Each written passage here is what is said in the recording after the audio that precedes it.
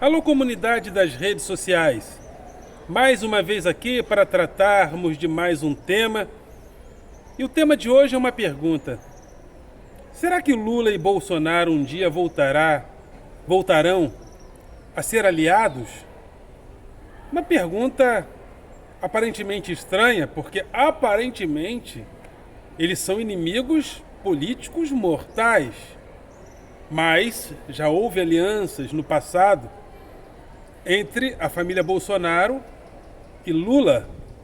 Inclusive, em um discurso exaltado de Bolsonaro na década de 90, ele fez ataques a políticos dizendo que teríamos que fuzilar uns 30 mil.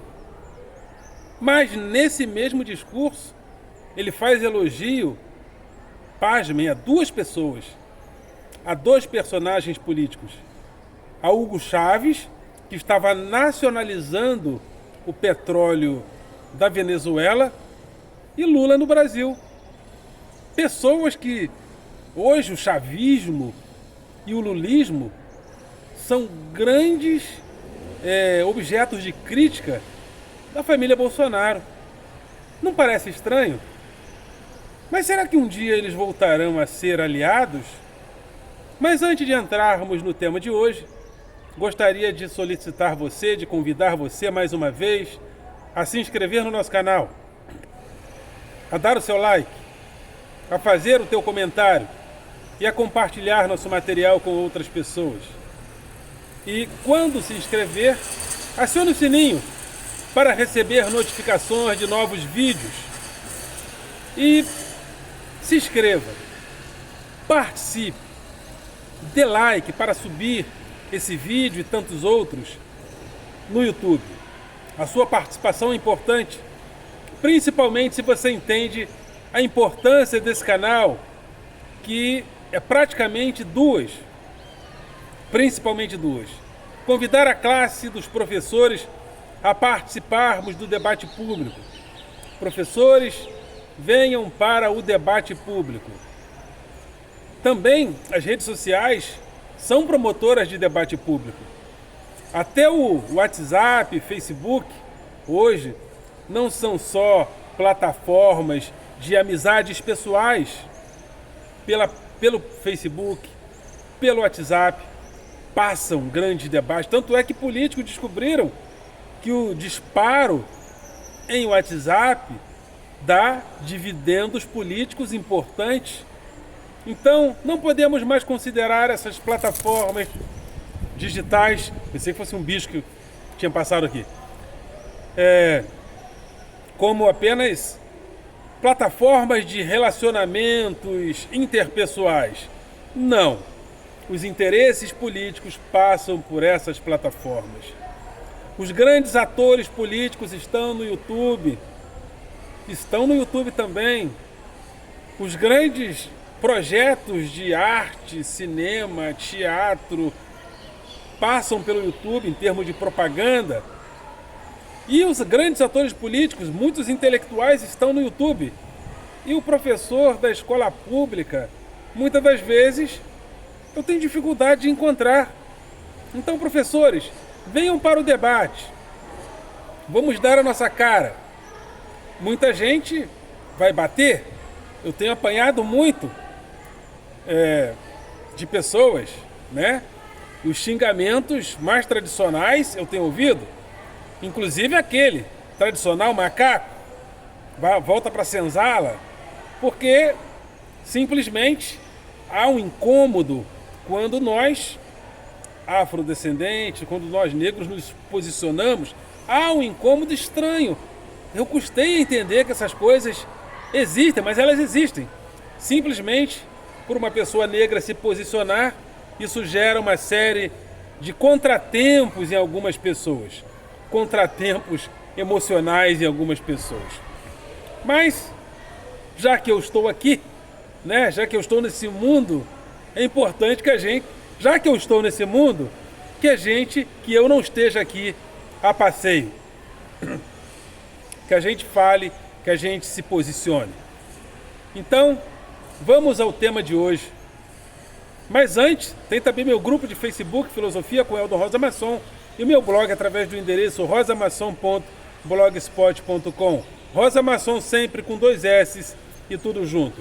Então vamos ao tema de hoje. Será que Lula e Bolsonaro um dia voltarão a ser aliados?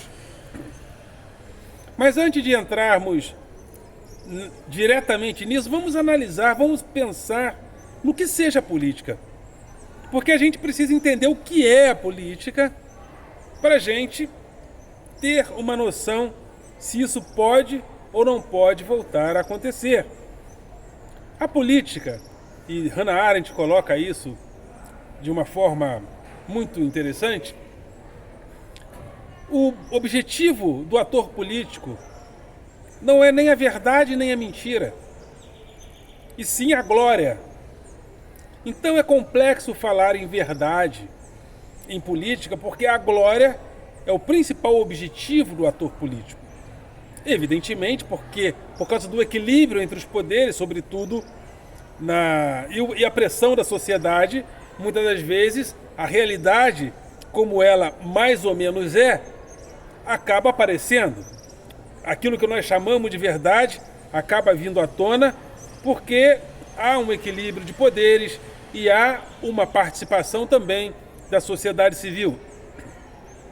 Mas o ator político busca principalmente a glória. E por que nós pensamos assim hoje?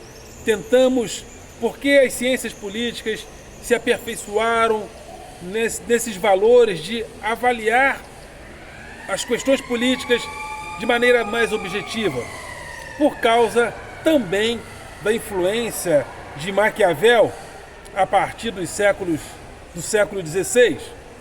E quem foi Maquiavel, o escritor do livro O Príncipe? Tá bem calor aqui, desculpe. Escritor de O Príncipe. Maquiavel, ele intui a política como ela é. E ele entende que a intenção do príncipe é se manter no poder.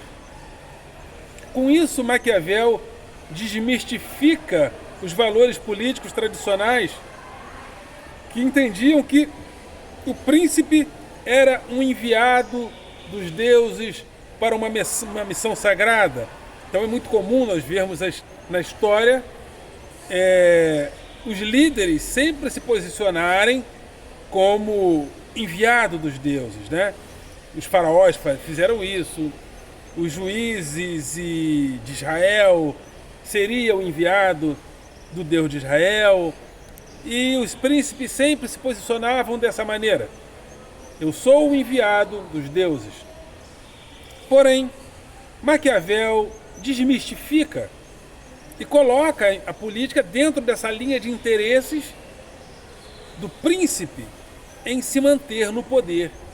Então, por muitos, Maquiavel é considerado o pai da ciência política moderna, porque ele descortina e demonstra como a política é, independente de termos ou não termos valores sagrados. Porém, temos visto ultimamente uma coisa que eu chamo carinhosamente de mitologia vulgar, porque a mitologia da antiguidade, ela procurava fazer a narrativa, mas os mitos do passado, ao fazer a narrativa, geralmente buscando valores no passado, esses mitos, eles não tinham os critérios, as metodologias científicas que nós temos hoje para fazermos, inclusive, avaliações a respeito do Estado. A ciência sociais, as ciências em si, que fazia ciência, por exemplo, nós nos utilizamos das ciências sociais para fazermos estatísticas. Os satélites medem se está havendo queimadas ou não na Amazônia.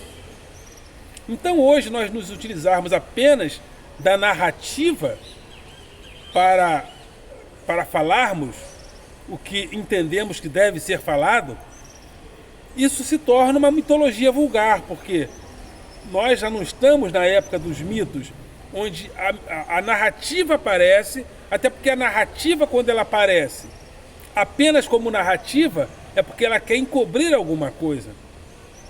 E uma das coisas mais utilizadas no governo Bolsonaro é a mitologia vulgar, né? Pessoas cantavam em frente ao Palácio do Planalto, no tal cercadinho, cloroquina, cloroquina, cloroquina lá do SUS, eu sei que tu me curas em nome de Jesus. Como assim? Bom, se Jesus cura, para que cloroquina? Jesus teria ressuscitado porque tomou cloroquina? Colocaram cloroquina na boca dele? Quer dizer, coisas assim. O nome disso é, que eu chamo carinhosamente, de mitologia vulgar. Ou seja, eu me apresento apenas como uma narrativa, mas uma narrativa para encobrir outras coisas. Porque o governo Bolsonaro é um governo de narrativas, né? Ele coloca narrativas, mas a narrativa sem a metodologia científica que nós temos acesso hoje. Ainda o presidente, há poucos dias, relacionou a vacinação à AIDS, uma coisa que só na cabeça dele, ou seja, é a narrativa vulgar, é a mitologia vulgar. Só a narrativa, sem o respaldo da realidade. Narrativa vulgar, mitologia vulgar. Então, né, vacina nos faria virar jacaré? Então são mitologias vulgares. E Lula desponta como suposto candidato, já é candidatíssimo, né, à presidência, e Bolsonaro se vê numa situação onde ele pode ou não concorrer pelo PL. E por que eu fiz a pergunta se Lula e Bolsonaro podem vir a ser aliados novamente? Se a família Bolsonaro e Lula podem ou não se aliar novamente? Porque o PL é um partido do Centrão. E o Centrão não tem nem amigos nem inimigos. Ele tem aliados ou não. E em muitas frentes, em muitos estados, PL e PT têm interesses em comum. Então, como Bolsonaro vai fazer? Ele vai ficar sem partido? Sem partido ele não poderá concorrer às eleições? Qual partido que ele vai escolher para concorrer? Porque os partidos também têm os seus interesses. Quem garante que o partido que ele entrar não vai futuramente fazer alianças com o PT? E alguém poderia dizer, mas como assim? Bolsonaro um dia pode fazer aliança com o PT? Bom, o presidente do PL, que ele está namorando, partido que ele está namorando, foi condenado no mensalão. E lembra da história de que ele não se corrompia, não se aliava com corruptos? Lembra da história do se gritar pegar centrão, não fica um meu irmão? E há poucos dias o próprio presidente disse, eu sempre fui centrão. Então a política é esse jogo de interesses onde o importante para o político é a glória, é a manutenção do seu lugar no poder. A manutenção do seu lugar no poder é o que importa. E Lula está retornando à cena política com muita força. Está viajando pelo mundo democrático e sendo recebido por políticos democráticos do mundo todo. E Bolsonaro está visitando ditaduras do Oriente Médio. Então a força política de Lula em frente ao mundo democrático é muito grande. E Bolsonaro precisa ganhar as eleições para presidente. Porque se ele não vencer, ele deixa de ser o presidente. E no presidencialismo brasileiro, o presidente tem muita força. E se Bolsonaro perder essa força, na minha modestíssima, você sabe onde ele vai parar? Hein? Você tem alguma ideia? Ele vai parar na cadeia. Vai parar na cadeia. Na minha modestíssima. Porque todas as pessoas que eu conheço perderam parentes e amigos nessa pandemia. E existe uma revolta contida em relação ao presidente, que mais cedo ou mais tarde terá que explodir. Eu acho impossível ele não pagar, direta ou indiretamente, por isso. E depois que passar, se ele não conseguir se reeleger, que é possível, também não estou dizendo que ele é cachorro morto, não, pode vencer, mas eu penso que pelo andar da carruagem, ele está caminhando para não se reeleger. Pelo andar da carruagem. Se a carruagem continuar no mesmo caminho, ele caminha para não se reeleger. E não se reelegendo, a minha modestíssima é que a cadeia o espera. Dentro desse cenário, será que ele vai precisar da benevolência de Lula um dia? É uma pergunta, porque se precisar, ele abre mão de toda a inimizade com o PT, e da mesma forma como ele abriu mão da inimizade com o Centrão, dizendo eu sempre fui Centrão, ele não era Centrão. Agora diz eu sempre fui Centrão. Ele abre mão da suposta inimizade com Lula e diz, companheiro Lula. Porque a política é assim. Eu sei que o bolsominion clássico, ele fica nervoso, porque ele acha realmente que o Bolsonaro acredita naquele fanatismo todo. Ele não acredita naquele fanatismo todo. Aquilo ali é evidentemente que ele é um político mais voltado para essas coisinhas, para esses discursos mais aparentemente, esses discursos aparentemente conservadores. Mas ele pode muito bem abrir mão disso, como abriu mão de não ser Centrão, como abriu mão de não pagar o Bolsa Família, porque o Bolsa Família ele dizia que era coisa de comunista. Agora não é coisa de comunista mais, né? Porque ele dizia que você tem que ensinar a pescar e não dar o peixe. E ele chegou a propor até o 13º do Bolsa Família, ou seja, o 13º do peixe, que nós não ensinaríamos mais a pescar, que ele não, agora já não ensina mais a pescar, agora dá o peixe, né? Fundou aí um novo benefício, está dando peixe. Então a política é isso aí. E se a gente não compreender que a política é isso aí, a gente vai acreditar na mitologia vulgar, na narrativa fácil, na narrativa simples, na narrativa simplória do rouba, não rouba. Aí cada um vai defender o seu corrupto de estimação.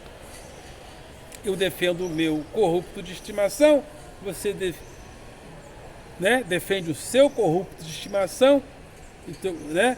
E cada um fica produzindo a sua mitologia vulgar. Então a conclusão da pergunta é a seguinte: Lula e Bolsonaro poderão um dia se unir? Sim. E vou dizer mais.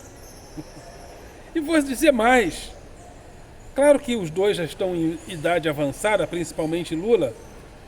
Se um dia um viesse como presidente e outro como vice, isso não me surpreenderia.